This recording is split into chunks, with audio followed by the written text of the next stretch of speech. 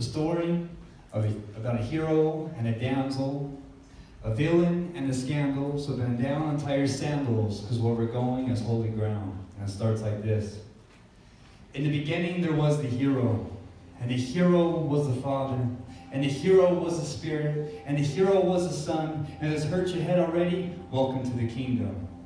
Immutable, inscrutable, infinitely glad-hearted, triune perfection, his ancient love reverberated off each member with no hint of dissension.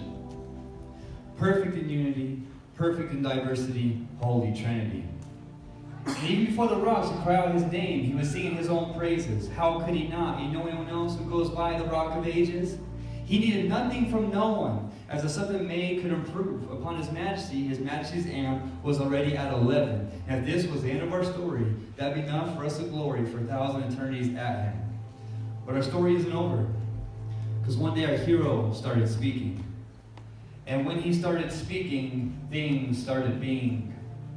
Light, night, wind, water, mud, moons, seasons, spiders, swimmers and flyers, gallopers and gliders, stars and seasons, rhyme and reason to all of it, and all of it was good. Then suddenly, all the commotion came to a standstill when our hero bent down and fashioned his damsel. God leaned over our body of earth, breathed life into our lungs, made our heart beat from dirt. He put light in our eyes and gave us each other, and gave himself as our prize. And we were naked and not ashamed. But of course the plot thickens. Enter stage right, the villain. The serpent was craftier than the beast in the garden. He made a beeline for the tree line and found Eve and her husband. And in less than 50 words, he convinced perfectly satisfied people they were starving to death. And since that day, God's damsel has known nothing but starving to death. The poison of asps is heavy on her breath. We traded the glory of an incorruptible God for a silly substitute. Like a school kid duped in to give up his brand new Jordans for a pair of worn out tennis shoes. We became dark-hearted, bent inward on the mission to find within ourselves the solution, like trying to number the stars while gazing through Ellie's air pollution. We couldn't see, and we fell in love with the lesser things, and we bought them each a diamond ring, and we betrayed our maker, our husband, our king. Let me clarify.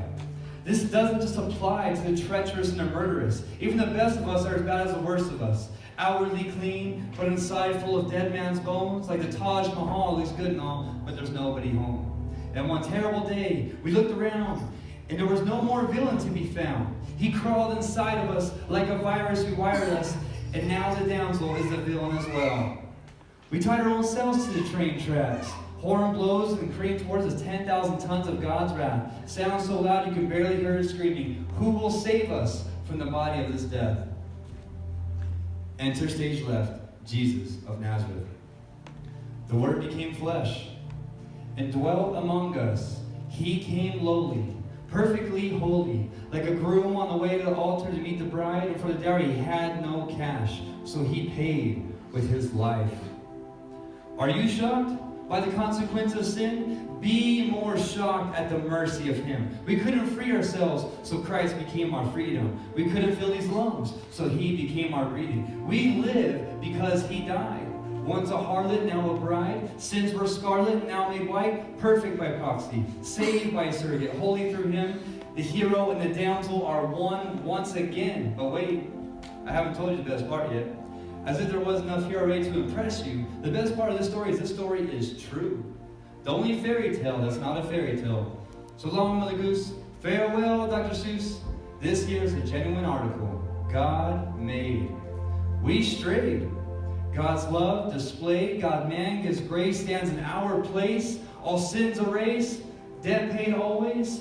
So fall on your face and give God all praise.